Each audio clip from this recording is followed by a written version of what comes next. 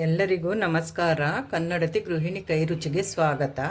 ಮರೆಯದೆ subscribe, like, share and comment ಮಾಡಿ, bell button press ಮಾಡಿ. ಆಗ ಮೊದಲಿಗೆ ನೋಟಿಫಿಕೇಷನ್ ಬರುತ್ತೆ, ಆಗ ಮೊದಲಿಗೆ ಎಲ್ಲ ವೀಡಿಯೋಗಳು ಬರುತ್ತೆ, ಆಗ ನೀವು ಮೊದಲಿಗೆ ಎಲ್ಲ ವೀಡಿಯೋಗಳನ್ನು ನೋಡಬಹುದು. ಗೋಧಿ ಹಿಟ್ಟನ್ನು ಕಲಿಸೋದಕ್ಕೆ ನಾನು ಒಂದು ಗ್ಲಾಸು ಗೋಧಿ ಹಿಟ್ಟು ತೊಗೊಂಡಿದ್ದೀನಿ, ಒಂದು 1/4 kg. ಅದಕ್ಕೆ ರುಚಿಗೆ ತಕ್ಕಷ್ಟು ಉಪ್ಪು. ಈಗ ಉಪ್ಪು ಹಾಕಿದ್ನಲ್ಲ ಅದನ್ನೆಲ್ಲ ಮಿಕ್ಸ್ ಮಾಡ್ಕೊಳ್ತೀನಿ. ಈಗ ಗೋಧಿ ಹಿಟ್ಟು ಕಲಿಸ್ಕೊಳ್ತೀನಿ. ಹೀಗೆ ಸ್ವಲ್ಪ ಸ್ವಲ್ಪನೇ ನೀರನ್ನು ಹಾಕಿ ನಾವು ಗೋಧಿ ಹಿಟ್ಟನ್ನು ಕಲಿಸ್ಕೋಬೇಕು.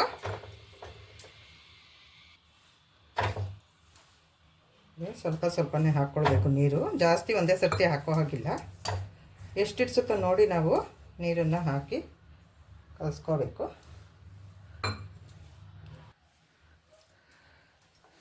ಹೀಗೆ ಸ್ವಲ್ಪನೇ ನೀರು ಹಾಕಿ ನೋಡಿ ನಾವು ಹೀಗೆ ಕಲಿಸ್ಕೊಳ್ಬೇಕಾಗುತ್ತೆ. ಹೀಗೆ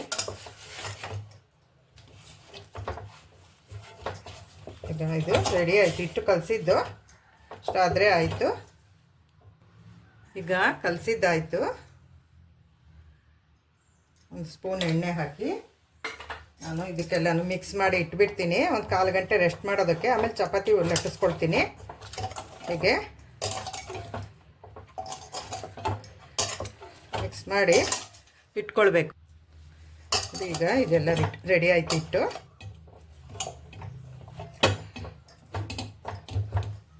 ಇದ್ರ ಮೇಲೆ ನಾನು ಒಂದು ಪ್ಲೇಟನ್ನು ಇಟ್ಟು ಮುಚ್ಚಿಬಿಡ್ತೀನಿ. ಒಂದು 1/4 ಗಂಟೆ ರೆಸ್ಟ್ ಮಾಡೋದಕ್ಕೆ. ನಾನು ಮೊಳಕೆ ಹೆಸರು ಕಾಳನ್ನು ಇದರಿಂದ ಈಗ ನಾನು ಪರೋಟ ಮಾಡ್ತಾಯಿದ್ದೀನಿ. ಮೊಳಕೆ ಕಟ್ಟಿದ್ದೀನಿ ಹೆಸರು ಕಾಳನ್ನು. ಒಂದಿನ ರಾತ್ರಿ ಇಡೀ ನೆನೆಸ್ಕೊಳ್ಬೇಕು. ಅದಾದಮೇಲೆ ನೆಕ್ಸ್ಟ್ ಡೇ ಒಂದು ಬಟ್ಟೆನಲ್ಲಿ ಹಾಕಿ ಕಟ್ಟಿಡಬೇಕು. ಅವತ್ತು ಒಂದು ಡೇ ಮತ್ತು ಒಂದು ನೈಟು ಕಟ್ಟಿಟ್ರೆ ನೆಕ್ಸ್ಟ್ ಡೇಗೆ ಇದು ಈ ಥರ ಚೆನ್ನಾಗಿ ಮೊಳಕೆ ಬರುತ್ತೆ. ಇದರಲ್ಲಿ ತುಂಬಾ ಮೊಳಕೆ ಕಟ್ಟೋದ್ರಿಂದ ಪ್ರೋಟೀನು ತುಂಬಾ ರಿಚ್ ಆಗಿರುತ್ತೆ, ರಿಚ್ ಪ್ರೋಟೀನ್ ಆಗುತ್ತೆ. ಈಗ ಈ ಮೊಳಕೆ ಕಾಳಿಂದ ನಾನು ಪರೋಟ ಮಾಡ್ಕೊಳ್ತಾ ಇದ್ದೀನಿ. ಈಗ ನಾನಿಲ್ಲಿ ಈ ಸಣ್ಣದೊಂದು ಮಿಕ್ಸಿ ಜಾರನ್ನು ತೊಗೊಂಡಿದ್ದೀನಿ. ಇದಕ್ಕೆ ನಾನು ಒಂದು ಸ್ವಲ್ಪ ಹೆಸರು ಕಾಳನ್ನು ಹಾಕಿ ತರ್ತರಿಯಾಗಿ ನಾನು ಮಿಕ್ಸಿ ಮಾಡ್ಕೊಳ್ತೀನಿ. ಈ ಸಣ್ಣ ಚೌಟ್ನಲ್ಲಿ ಒಂದು 3 ಚೌಟನ್ನು ನಾನಿಲ್ಲಿ ಹಾಕ್ಕೊಂಡಿದ್ದೀನಿ. ಈಗ ಇದನ್ನ ನಾನು ಮಿಕ್ಸಿ ಮಾಡ್ಕೊಳ್ತೀನಿ. ಈಗ ಇದನ್ನು ನಾನು ತರ್ತರಿಯಾಗಿ ಮಾಡ್ಕೊಂಡಿದ್ದೀನಿ. ಈಗ ನಾನು ಸ್ಟವ್ ಹಚ್ಚಿ ಬಾಣಲೆ ಇಟ್ಕೊಂಡಿದ್ದೀನಿ. ಅದಕ್ಕೆ ನಾನು ಒಂದು 2 ಸ್ಪೂನು ಎಣ್ಣೆ ಹಾಕ್ಕೊಳ್ತೀನಿ.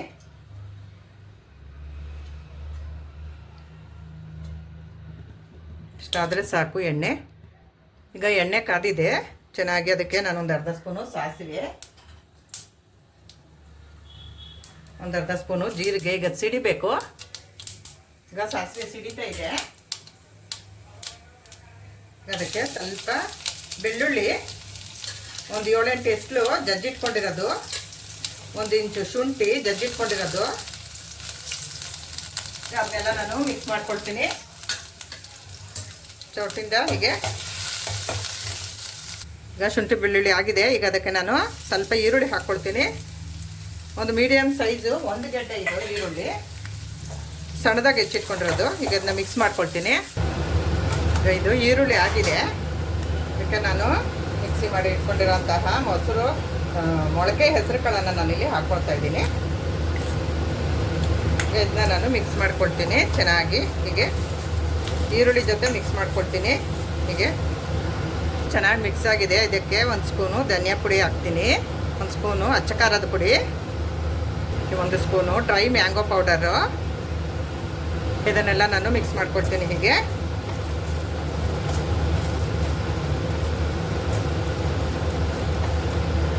ಇದಕ್ಕೆ ಈಗ ರುಚಿಗೆ ತಕ್ಕಷ್ಟು ಉಪ್ಪು. ನಾವು ಉಪ್ಪು ಖಾರ ಎಷ್ಟು ಬೇಕೋ ನೋಡಿ ಬೇಕಾದರೆ ಹಾಕ್ಕೊಳ್ಬೇಕು. ಉಪ್ಪು ಈಗ ಸಾಕಿದಕ್ಕೆ. ಈಗ ಚಾಟ್ ಮಸಾಲ 1 ಸ್ಪೂನು. ಇದನ್ನ ಮಿಕ್ಸ್ ಮಾಡ್ಕೊಳ್ತೀನಿ. ಹೀಗೆ jeera powder 1 spoon, garam masala 1 spoon. ಈಗ ಇದನ್ನೆಲ್ಲ ನಾನು ಚೆನ್ನಾಗಿ ಮಿಕ್ಸ್ ಮಾಡ್ಕೊಳ್ತೀನಿ. ಇಷ್ಟಾದರೆ ಆಯಿತು. ಈಗ ಇದು ರೆಡಿ ಆಯಿತು. ಕೊತ್ತಂಬರಿ ಸೊಪ್ಪು ಸಣ್ಣದಾಗಿ ಹೆಚ್ಚಿಟ್ಕೊಂಡಿರೋದು ಹಾಕಿದ್ದಾಯಿತು. ಈಗ ಇದು ಪರೋಟಾಗೆ ಮಸಾಲೆ ಎಲ್ಲ ರೆಡಿಯಾಗಿದೆ. ಈಗ ಇದು ಮಸಾಲೆ ಒಂದು 5 ನಿಮಿಷ ತಣ್ಣಗಾಗಬೇಕು ಪರೋಟ ಮಾಡೋದಕ್ಕೆ. ಒಂದು 5 ನಿಮಿಷ ಆಗಲಿ. ಈಗ ಗೋಧಿ ಹಿಟ್ಟನ್ನ ನೋಡೋಣ. ಕಲಸಿ ಮುಚ್ಚಿಟ್ಟಿದ್ನಲ್ಲ, ಪ್ಲೇಟ್ ತೆಗ್ದಿದ್ದೀನಿ. ಈಗ ಅದ್ರ ಮೇಲೆ ಮುಚ್ಚಿಟ್ಟಿದ್ದು ಪ್ಲೇಟು. ಈಗ ಇದು ಚೆನ್ನಾಗಿ ರೆಡಿಯಾಗಿದೆ. ಗೋಧಿ ಹಿಟ್ಟು ರೆಸ್ಟ್ ಮಾಡೋಕ್ಕೆ ಬಿಟ್ಟಿದ್ದೆ ಒಂದು 20 ನಿಮಿಷ ಮಸಾಲೆ ರೆಡಿ ಮಾಡ್ಕೊಳ್ಳೋವರೆಗೂ. ಇದರಿಂದ ನಾನು ಉಂಡೆ ಮಾಡ್ಕೊಳ್ತೀನಿ. ಹೀಗೆ ಉಂಡೆಗಳನ್ನು ಮಾಡ್ಕೊಳ್ಬೇಕು. ಈಗ ನಾನು ಗೋಧಿ ಹಿಟ್ಟನ್ನು ಒರೆಸ್ಕೊಳ್ತೀನಿ. ಹೀಗೆ ರೌಂಡಾಗಿ ಒರೆಸ್ಕೊಳ್ಬೇಕು.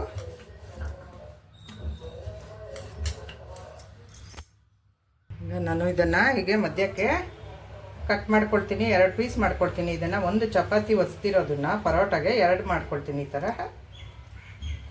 ನೋಡಿ, ಈಗ ರೆಡಿ ಆಯ್ತಿದ್ದು. ಅದಕ್ಕೆ ನಾನು ಒಂದು ಸ್ಪೂನು, ದೊಡ್ಡ ಸ್ಪೂನಲ್ಲಿ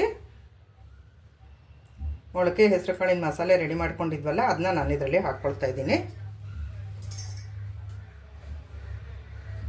ಒಂದು ಸ್ವಲ್ಪ ಹಾಕ್ಕೊಳ್ತೀನಿ. ನಾವು ಇದಕ್ಕೆ ಎಷ್ಟು ಬೇಕೋ ಅಷ್ಟನ್ನು ನೋಡಿ, ಎಷ್ಟು ಇಡ್ಸುತ್ತೋ ಅಷ್ಟನ್ನು ನಾವು ಹಾಕ್ಕೊಳ್ಬೇಕು. ಈಗ ಇದು ರೆಡಿ ಆಯಿತು. ನೀರನ್ನು ತಗೊಂಡು ಹೀಗೆ ಒಂದು ಸೈಡಲ್ಲಿ ಹಚ್ಕೊಳ್ಬೇಕು. ಒಂದು ಸೈಡ್ ಹಚ್ಕೊಂಡ್ರೆ ಸಾಕು. ಹೀಗೆ ಸಾಕು. ಈಗ ಇದನ್ನ ನಾನು ಹೀಗೆ ಫೋಲ್ಡ್ ಮಾಡ್ಕೊಳ್ತೀನಿ. ಆಯ್ತು, ಈಗ ಇದು ರೆಡಿ ಆಯಿತು. ಇದಕ್ಕೆ ಸ್ವಲ್ಪ ಹಾಕ್ಕೊಳ್ತೀನಿ. ಮೊಳಕೆ ಹೆಸರು ಕಾಳಿನ ಮಸಾಲೆನ ಇದೆಲ್ಲ ಹಾಕ್ಕೊಂಡಿದ್ದಾಯ್ತು. ಈಗ ಇದಕ್ಕೂ ಸ್ವಲ್ಪ ನೀರನ್ನು ನಾವು ಹಚ್ಕೊಳ್ಬೇಕಾಗುತ್ತೆ. ಹೀಗೆ ಒಂದು ಸೈಡ್ ಹಚ್ಕೊಂಡ್ರೆ ಸಾಕು. ಹೀಗೆ ಹಚ್ಕೊಂಡು ಹೀಗೆ ನಾವು ಇದನ್ನ ಫೋಲ್ಡ್ ಮಾಡ್ಕೊಳ್ಬೇಕು. ಹೀಗೆ ಇದು ರೆಡಿ ಆಯಿತು. ಸ್ಟವ್ ಹಚ್ಚಿ ಕಬ್ಬಿಣದ ಹೆಂಚನ್ನು ಇಟ್ಟಿದ್ದೀನಿ, ರೊಟ್ಟಿ ಹೆಂಚನ್ನು.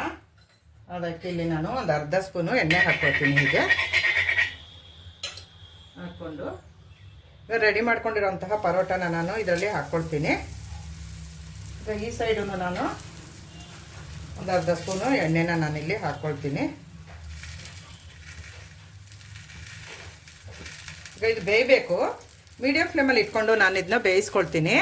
ಅದಕ್ಕೆ ಒಂದು ಸ್ವಲ್ಪ ಅಲಂಕಾರಕ್ಕೆ ಅಂತ ಸ್ವಲ್ಪ ಕೊತ್ತಂಬರಿ ಸೊಪ್ಪನ್ನು ಹಾಕ್ಕೊಳ್ತೀನಿ, ನೋಡೋದಕ್ಕೆ ಚೆನ್ನಾಗಿರುತ್ತೆ ಅಂತ. ಇದು ಬೇಯಬೇಕು. ಈ ಸೈಡು ತಿರುಗಾಕ್ಕೊಳ್ತೀನಿ. ಹೀಗೆ ಈ ಸೈಡ್ ಬೇಯಬೇಕು. ಈ ಸೈಡ್ ಆಗಿದೆ, ಈ ಸೈಡು ಆಗಿದೆ. ಇದನ್ನ ನಾನು ತೆಕ್ಕೊಳ್ತೀನಿ. ಇದು ರೆಡಿ ಆಯಿತು, ತೆಕ್ಕೊಳ್ತೀನಿ. ಈಗ ಇನ್ನೊಂದು ಪರೋಟನ ರೆಡಿ ಮಾಡ್ಕೊಂಡಿದ್ನಲ್ಲ, ಒಂದರಲ್ಲಿ 2 ಅರ್ಧ ಸ್ಪೂನ್ ಎಣ್ಣೆ ಹಾಕಿ ಅದನ್ನು ನಾನು ಇಲ್ಲಿ ಬೇಯಿಸ್ಕೊಳ್ತೀನಿ. ಹೀಗೆ ಚಕ್ಕೂ ಸ್ವಲ್ಪ ಕೊತ್ತಂಬರಿ ಸೊಪ್ಪನ್ನು ಹೀಗೆ ಹಾಕ್ಕೊಳ್ತೀನಿ.